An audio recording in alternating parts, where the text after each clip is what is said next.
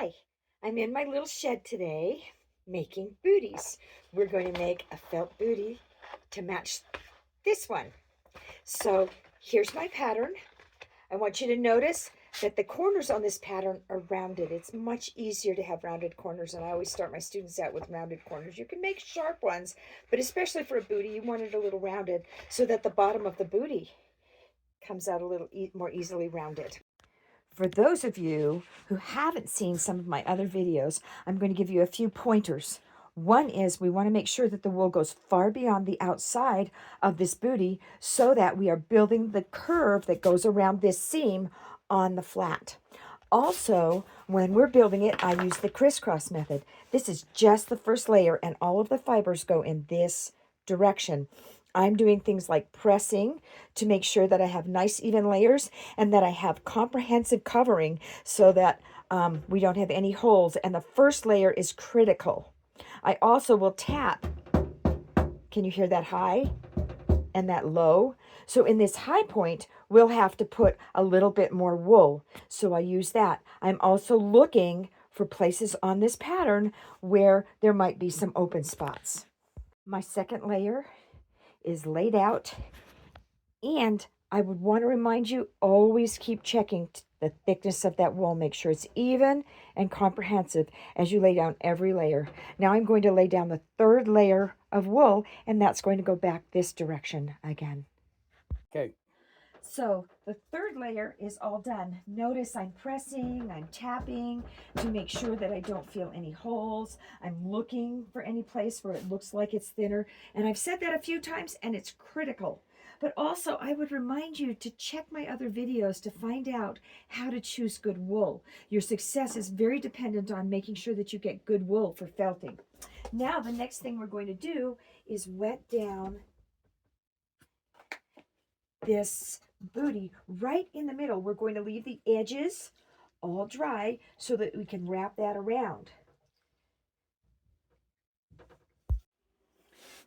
As we're wetting this down, you want to make sure you're just wetting the wool. You're not trying to felt it right now. And sometimes you'll find a little spot that's thin as you're wetting it down.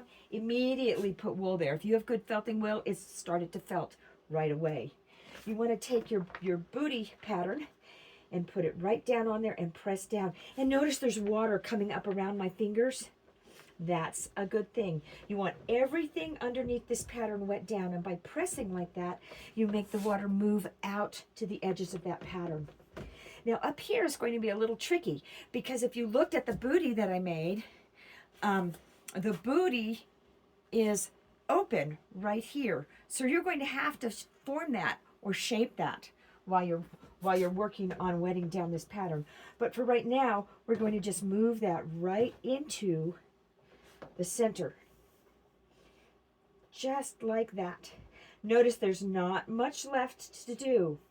Now on this, we get to the edge here, and then we are going to move this out just a touch beyond the edge so that it's wet just a touch beyond the edge. Remember, we're building the curve on the flat, and then I'm going to fold this in right here and right here to be ready, and I've got it curved right here, and I'm going to wet that down right now immediately to get that edge good. Cutting something open like this doesn't make for a good edge. So we use some of those edging techniques you learned in some of my other videos where you fold that over. See how nice and smooth that edge is? And we're going to fold this over like this so we have a nice smooth edge. I put the soap on to get that wool working on felting and so that my fingers don't stick to the wool. And then I'm ready to fully start that next side. We're going to build that next side using the same techniques that we did for the first side, but we're not going to have to do as much.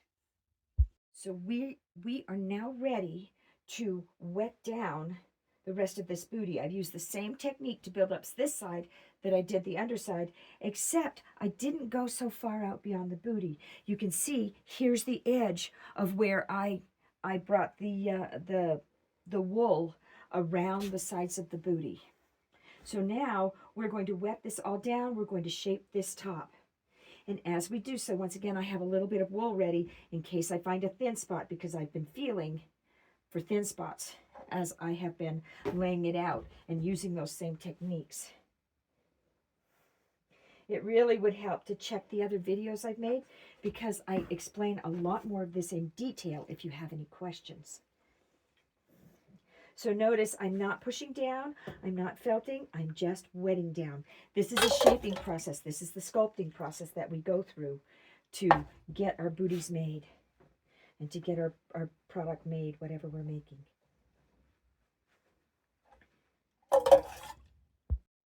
Okay, here we go. We're going to shape this top part of the booty.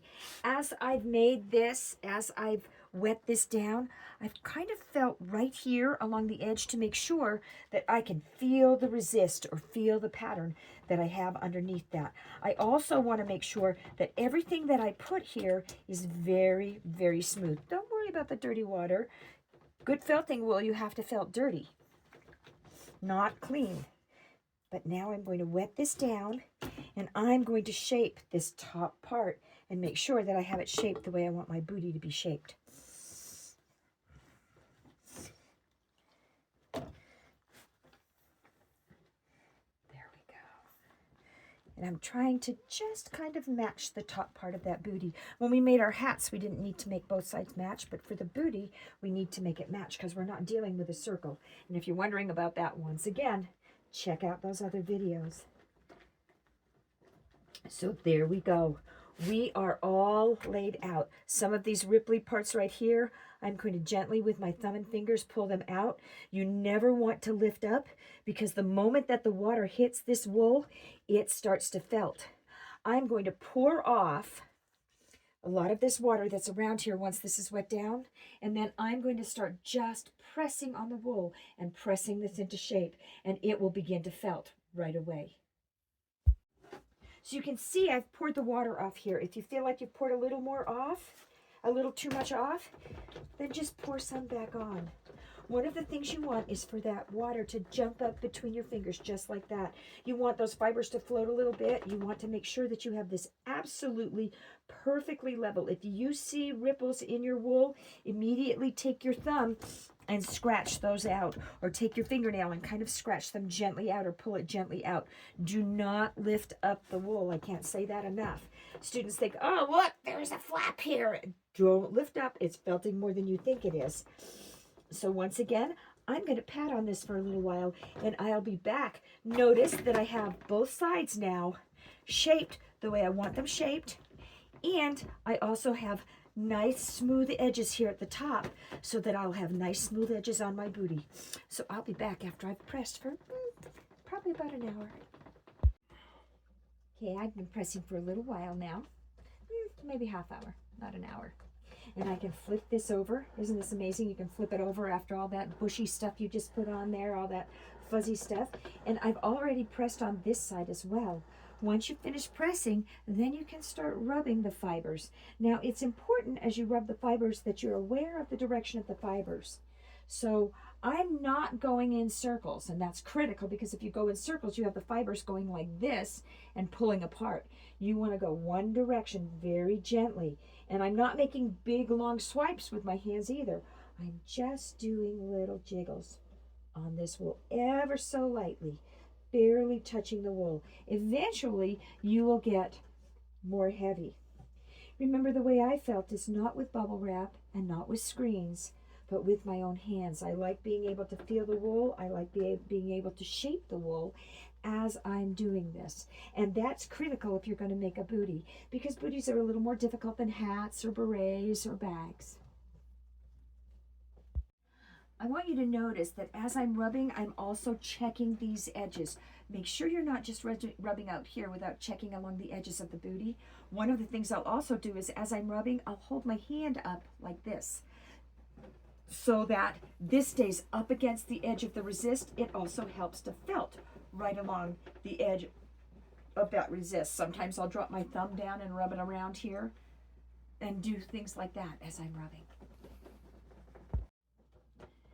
So I'm now rubbing on the second side. Look how hard I'm rubbing. Once you start slowly, you can start rubbing with the palm of your hand. You don't want to start rubbing with the palm when you first start rubbing. You just want to start rubbing with these upper fingers here. So I hope you're listening to the whole video because I'm giving you little tips all along the way. Another thing is your hands should always slip across that wool. If they're not slipping, add more soap to it. If you feel like the fibers aren't coming together as quickly as you like and they're floating too much, get rid of some water. If you feel like the fibers are not coming together and they're not floating across each other enough, you can add some water. It should be a pleasant experience for you to do this. It should be something that you just know that you can just sit and rub and watch a movie or have a chit chat with somebody or just talk to the wool. So those are things to remember about rubbing. And I generally don't do a lot of rubbing like this. I usually do just little gentle jiggles. It makes it so it felts faster than doing big long ones. So in my rubbing now, I'm to the point where I'm actually putting a little pressure on this wool, which means that this is good and solid. So I'm now ready for the next step where I reach in and do something called palming. And so you want to use these fingers, not this, and the palm of this hand. This palm creates friction, and this is like a little washboard underneath. And it felts the inside, and it hardens the wool. So I'm going to do this all over inside this booty. And you can flip your hand over, and you can use the top part of your fingers for that as well. The other thing that you do is you see this seam here? This seam should flatten out as you rub so that you don't have a seam in the back and you don't see that. Don't worry about this corner. It'll go away as we shape it. But for now, I'm going to continue to do what's called palming inside this booty. Eventually, this pattern will slip right out when I'm done with the palming step. I'm going to pull out this resist. We no longer need it anymore. And I can palm a little bit more. Notice this water is kind of dirty and soapy. I don't worry about how much soap gets into the booty up until this point. Once we get to this point, we want to get rid of some of that soapy water that's in this booty. And so I'm rubbing the inside to make sure the inside is all felted really well. And I'm rubbing hard. Look at my table jiggle. Okay, and then I'm going to roll up this booty. And I'm going to squeeze, but not twist. And I'm going to squeeze a lot of that water out. Sometimes I'm over a sink when I'm doing this, but this will do just to get this out. The next thing I'm going to do is run this under clear water. So I've just run this under clear water to get rid of a lot of the soap in here. Don't worry about this little bit of soap that's here in the tray. It's not going to bother us at all. Pouring it off into my bucket. But now we have a cohesive booty. Isn't that amazing? These two sides don't match quite exactly, so I'm going to do that right now. I'm going to begin the shaping process as I do the hardening process. I'm dropping my fingers down and pulling it over here so that I can make this just a little bit more curved. And this side, I'm going to pull out so it matches the other side a little more. I'm going to rub along these sides here so that I get these sides nice and smooth. The other thing I'm going to do to harden the wool, I'm going to rub it against itself. And I'm going to do that for quite a while. And as I do that, you will feel immediately that the wool is starting to harden. So a lot of times when I'm working with students, I'll say, oh, feel this wool here. And then I'll rub it together against itself. And immediately they will start to feel that wool harden that quickly. But what you're going to do is continue to just rub this wool. Eventually this wool will start to harden. As you rub it, be aware of the shape. The direction you rub is the direction it's going to shrink. So if I rub this way, this is going to shrink down this way. If I rub this way, your booty is going to shrink that way. And you want to be aware of how you're rubbing it, because now we're going to start comparing the other booty to this shape. Look how much bigger that is than the actual booty that we made. That's perfect, because we want this to harden up enough that it shrinks down to this size.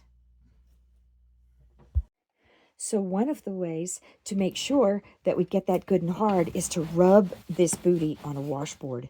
That will shrink up that booty very fast. Notice that as I rub on the washboard, I'm going to rub this way to start to flatten out the bottom of it.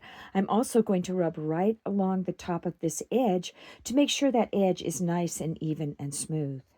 And I'll rub that right along the washboard like that.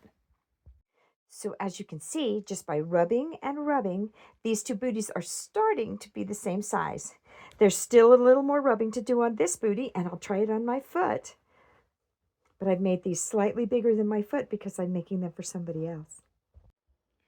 Okay, now that I'm done felting them and I've put a little needle felting on the top to make it nice looking, I am going to put on a leather sole and use a shoe stitch or a back stitch to put that on. I also put a little rubber cement right on here, right on the felt and underneath the sole to keep it nice and solid. And there they are, some of the most comfortable shoes you'll ever see or feel.